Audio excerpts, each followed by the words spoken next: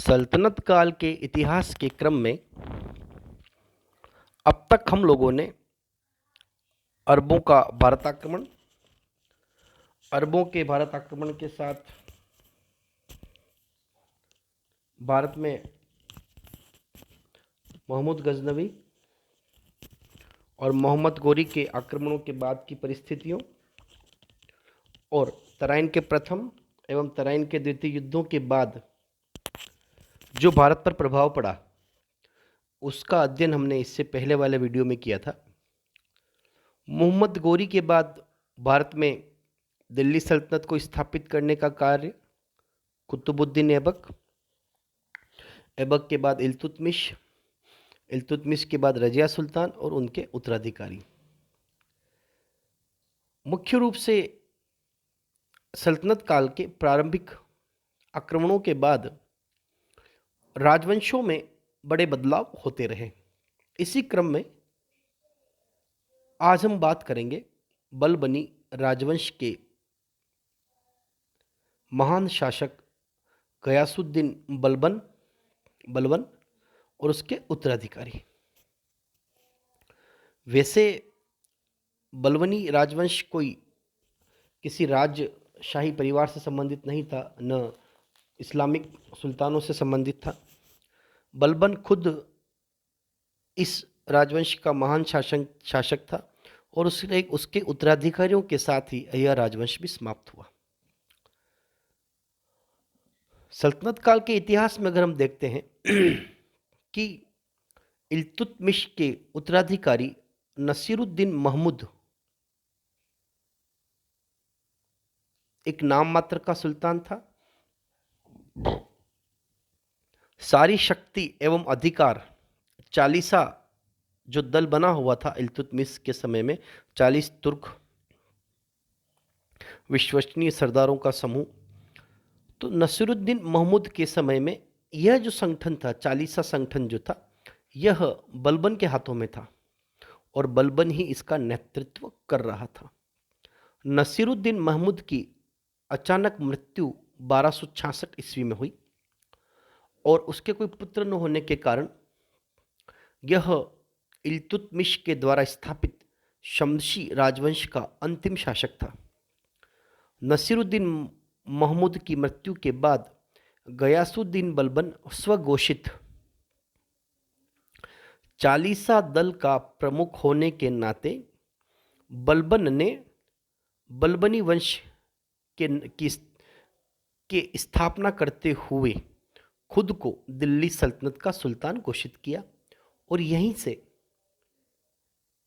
सल्तनत काल में शमशी राजवंश के बाद बलबनी राजवंश का उदय हुआ और इसका एकमात्र प्रतापी शासक जो था वह गयासुद्दीन बलबन था।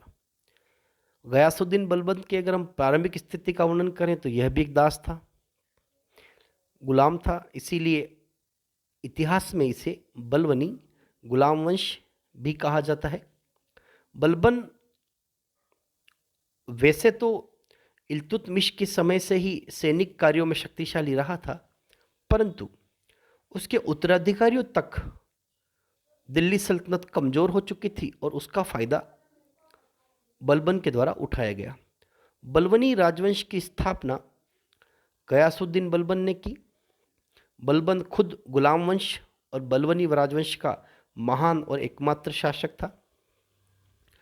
बलबन का वास्तविक नाम बहाउद्दीन था, वह इलबरी तुर्क था तथा इल्तुतमिश के समय से ही चहलगामी और 40 जो समूह जो था, 40 व्यक्तियों का जो समूह था उसका प्रमुख व्यक्ति था और इसी का प्रभाव यह रहा कि अंतिम शमशी राजवंश नसीरुद्दीन मोहम्मद के समय में बलबन ने 40 दल का नेतृत्व करते हुए खुद को दिल्ली सल्तनत का उत्तराधिकारी घोषित किया और सुल्तान बना।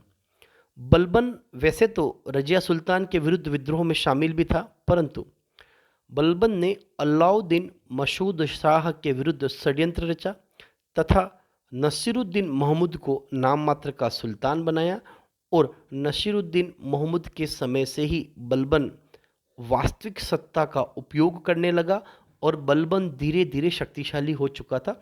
और उसके शक्तिशाली होने का प्रभाव ये था कि वह नसीरुद्दीन महमूद की मृत्यु के साथ ही दिल्ली सल्तनत का स्वतंत्र स्वघोषित सुल्तान भी बना।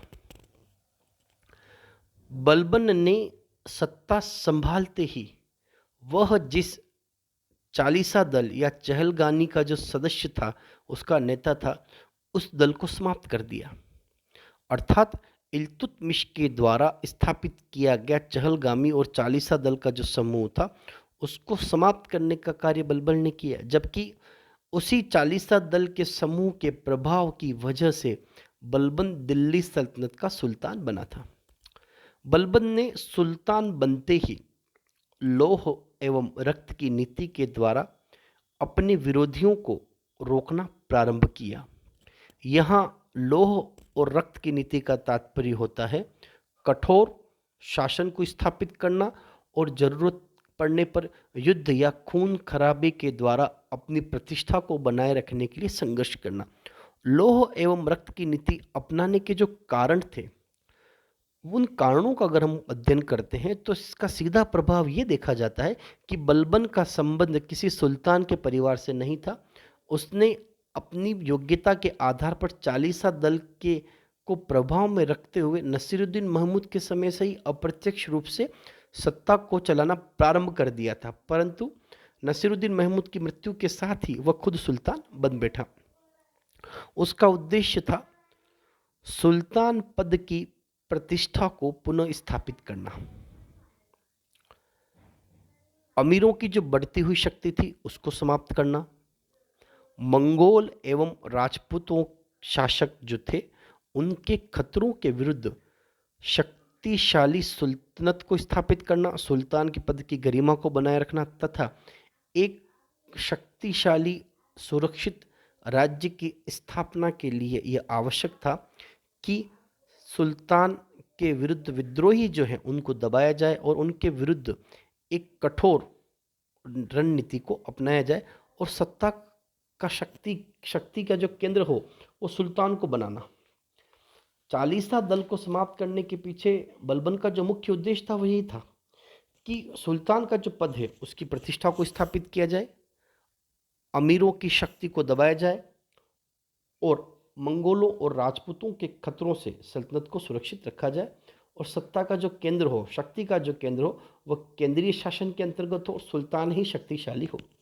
बलबन का जो राजत्व सिद्धांत था वह भी अपने आप में शक्ति की प्रतिष्ठा को स्थापित करने वाला था। बलबन का राजत्व सिद्धांत शक्ति, प्रतिष्ठा एवं न्याय पर आधारित था। बलबन ने ईश्वर, शासक तथा जनता के बीच त्रिपक्षीय संबंधों को राज्य का आधार बनाने का प्रयत्न किया और जनहित को शासन का व्यवहारिक आदर्श बनाया। बलबन ने फारस के इस्लामी राजत्व के राजनीतिक सिद्धांतों एवं परंपराओं के आधार पर अपने शासन को संगठित किया और राजा को धरती पर ईश्वर का प्रतिनिधि अर्थात नियाबते खुदाई, राजा को धरती पर ईश्वर का प्रतिनिधि अर्थात नियाबते खुदाई माना गया एवं राजा जिल्ले अल्लाह अर्थात ईश्वर का प्रतिबिंब है और उसका हृदय देवी प्रेरणा व कांति का भंडार है। इस परंपरा को बलबन ने स्थापित किया। बलबन ने अपनी सल्तनत में फारसी परंपरा, सिजदा, घुटनों के बल बैठकर सुल्तान के सामने सिर झुकाना एवं पोबास, सुल्तान के सामने सिर झुकाने की प्रथा जो थी, सजदा और पोबास, ये जो परंपराएं थी ये फारसी परंपराएं थी। बलबन खुद को फारस के सुल्तानों के समान पवित्र और शक्तिशाली साम्राज्य को स्थापित करने, सुल्तान की पद की प्रतिष्ठा को बढ़ाने और अपनी शक्ति को प्रदर्शित करने के लिए उसने फारसी परंपराओं को प्रारंभ किया, जिल्ले इलाह अल्लाह नियाबत खुदाई इन शब्दों का उपयोग किया। सिजदा और पाबोश परंपराओं को उसने अपने साम्राज्य में स्थापित किया। परंतु अगर हम इल्तुतमिश एवं बलबन का तुलनात्मक अध्ययन करते हैं तो इल्तुतमिश को कुतुबुद्दीन ऐबक ने खरीदा था, बलबन को इल्तुतमिश ने खरीदा और अपना दास बनाया। इल्तुतमिश ने चहलगामी चालीसा दल का गठन किया सल्तनत को चलाने के लिए। बलबन खुद उस दल का सदस्य था, परंतु उसने सुल्तान बनते ही उस परंपरा को या उस समूह को क्या किया, समाप्त कर दिया। इल्तुतमिश ने बाहरी व आंतरिक समस्याओं पर नियंत्रण रखते हुए राज्य का विस्तार किया। बलबन ने आंतरिक प्रशासन पर विशेष बल दिया एवं राजत्व का सिद्धांत दिया। बलबन ने साम्राज्य का विस्तार नहीं किया, उसने वो जो सल्तनत उसे जो प्राप्त हुई थी उस सल्तनत की सुरक्षा के लिए मंगोलों और राजपूत शासकों के साथ संघर्ष किया। स्थापित व्यवस्था अस्थायी थी। इल्तुतमिश के द्वारा स्थापित व्यवस्था जो थी वह अस्थायी थी एवं प्रभाव अल्पकालीन थे, परंतु बलबन ने जो व्यवस्था स्थापित की वह स्थायी व्यवस्था थी। बलबन ने फारसी नववर्ष की शुरुआत नौरोजा की भारत में शुरुआत की। बलबन ने दीवाने विजारत अर्थात वित्त विभाग को सैन्य विभाग से अलग करते हुए दीवाने आरिज सैन्य विभाग की स्थापना की। बलबन ने प्रशासन में जो दो नए नवीनीकरण किया, दीवाने विजारत वित्त विभाग को सैन्य विभाग से अलग कर दीवाने आरिज अर्थात सैन्य विभाग की स्थापना करना, ये जो दो नई शुरुआत थी ये बलबन के द्वारा सल्तनत काल में की गई। और उसी क्रम में बलबन के जो प्रमुख व्यक्ति थे या बलबन ने शासक रहते हुए किन पदों पर महत्वपूर्ण कार्य किया। अमीर ए शिकार रजिया सुल्तान के समय में, अमीर ए आखूर बहराम शाह के समय में, अमीर ए हाजिब अलाउद्दीन मसूद शाह के समय में, नायब ए मुमलकत नसीरुद्दीन महमूद के समय में बलबन ने इन पदों पर रहते हुए कार्य किया। और प्रमुख इतिहासकार और विद्वान अमीर खुसरो एवं अमीर हसन जो थे वे बलबन के दरबार में थे। बलबन की मृत्यु के बाद केकुबाद बलबन ने अपने पुत्र के खुसरो को अपना उत्तराधिकारी नियुक्त किया, परंतु बलबन की मृत्यु के बाद तुर्क अमीर फिर सक्रिय हो गए तथा उन्होंने के खुसरो के स्थान पर केकुबाद को नया सुल्तान घोषित किया जो तुर्क अमीरों के इशारों पर कार्य करने वाला सुल्तान था। इसके बाद कैमुर्स केकुबाद की हत्या के बाद उसके नाबालिग पुत्र कैमुर्स को गद्दी पर बिठाया गया और जलालुद्दीन खिलजी उसका संरक्षक नियुक्त किया गया और 3 माह पश्चात ही कैमूर की हत्या कर दी गई एवं जलालुद्दीन स्वयं सुल्तान बन गया तथा गुलाम ममलूक वंश के बाद गुलाम वंश, ममलूक वंश, बलबनी राजवंश के बाद एक नए राजवंश का उदय हुआ। वो था जलालुद्दीन खिलजी के द्वारा जब दिल्ली सल्तनत पर अपना अधिकार किया तो उसके बाद उसने अपने नाम से खिलजी वंश को स्थापित किया। यह एक नवीन परंपरा बन चुकी थी।